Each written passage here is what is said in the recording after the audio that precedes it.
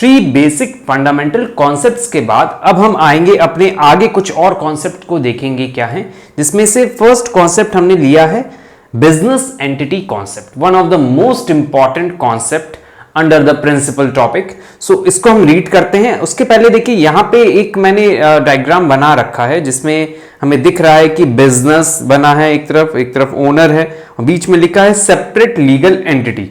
इसको माइंड में रखिएगा, अभी हम इसको समझाएंगे इसका क्या मतलब है। कॉन्सेप्ट देखिए लिखा हुआ है, the concept of business entity assumes that business has a distinct and separate entity from its owner. अब आप इस इमेज को देखिए यहां पे लिखा है ना, बिजनेस अलग है, ओनर अलग है, सेपरेट लीगल एंटिटी।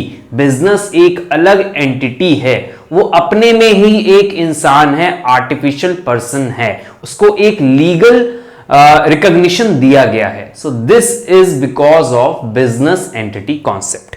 आगे देखिए यहां लिखा हुआ है, it means that for the purpose of accounting the business and its owner are to be treated as two separate entities. यहां पे लिखा है कि अकाउंटिंग पर्पस से जब भी हम अकाउंटिंग करने चलेंगे तो हम अपने आप जिस चीज की हम अकाउंटिंग करेंगे उसको हम एक सेपरेट पर्सन मानेंगे, एक सेपरेट एंटिटी मानेंगे which is different from that of the owner.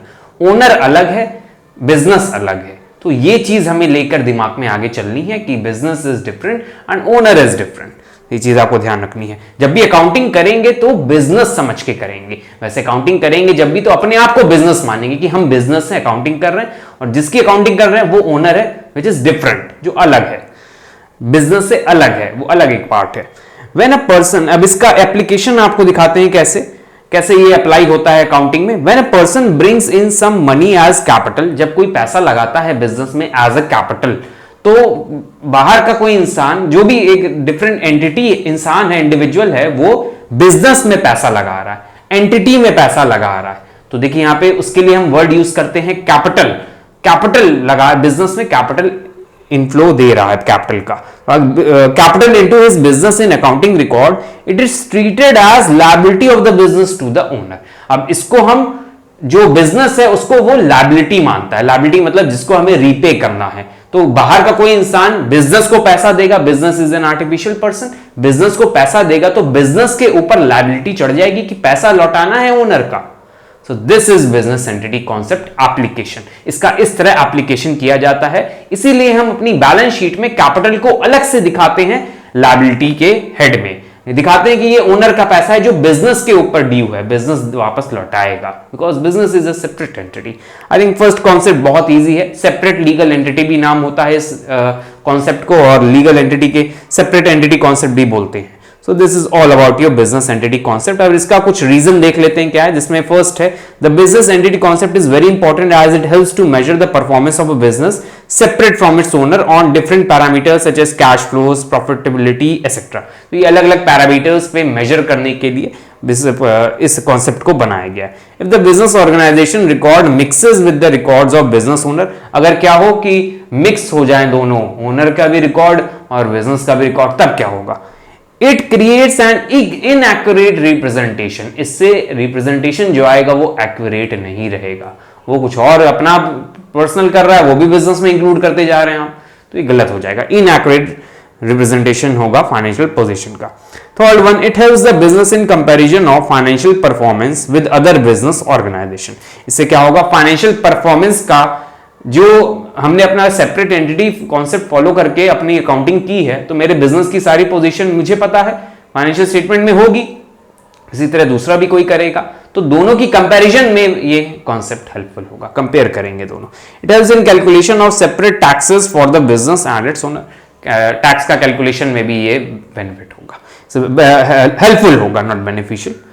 तो ये हो गया हमारा business entity concept. Now the second one is money measurement concept. इसको देखिएगा, यहाँ पे एक इमेज दिख रही है हमें जिसमें एक तरफ कैश है और एक तरफ प्रोडक्ट है जिसको मेजरमेंट किया जा रहा है। आइडिया है एक तरह से वो। चलिए, मनी मेजरमेंट बहुत इजी कॉन्सेप्ट है, आपको हम देखते हैं। आपको पता है बिजनेस में जो भी चीजें रिकॉर्ड होती हैं वही चीजें रिकॉर्ड होती हैं which can be measured in terms of money.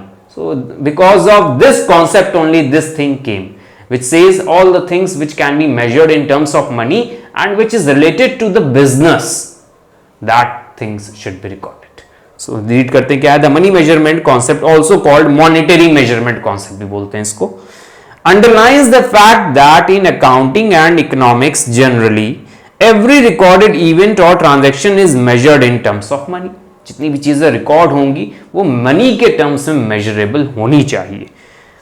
Every recorded event or transaction is measured in terms of money. That is the local currency monetary unit of measure. जो भी करेंसी होगी उसमें हम मेजर कर record करेंगे. आगे यहां दिया using this principle a fact or happening or event which cannot be expressed in terms of money is not recorded in the accounting books. अब वो चीजें जो मनी के टर्म्स में नहीं एक्सप्रेस की जा सकी उनको नहीं रिकॉर्ड किया जाता है. Thus, it is not acceptable to record such non-quantifiable items as employee skills level or quality of customer service. इसलिए हम employee की skills को record नहीं करते हैं. उसको employee को salary कितनी दे रहे हैं उसको हम record करते हैं. चलिए इसका एक application हम बताते हैं एक example लेकर. Money measurement concept में का एक हम example ले रहे हैं. Suppose मेरे यहाँ एक manager है, वो बहुत अच्छा work करता है, बहुत अच्छा managing skill है उसकी, और वो कस्टमर से बहुत अच्छे से डील कर लेता है. तो उसकी डीलिंग जो स्किल है उसके अंदर, उस स्किल की वजह से मुझे बहुत बड़ा कॉन्ट्रैक्ट मिल जाता है.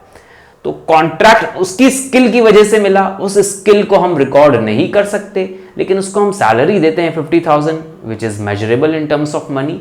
तो वो चीज रिकॉर्ड की जाएगी, उसकी स्किल्स को रिकॉर्ड नहीं किया जाएगा. This is because of money measurement concept. और मनी मेजरमेंट के अकॉर्डिंग सिर्फ वही चीजें बिजनेस में रिकॉर्ड होंगी which are capable of being expressed in terms of money.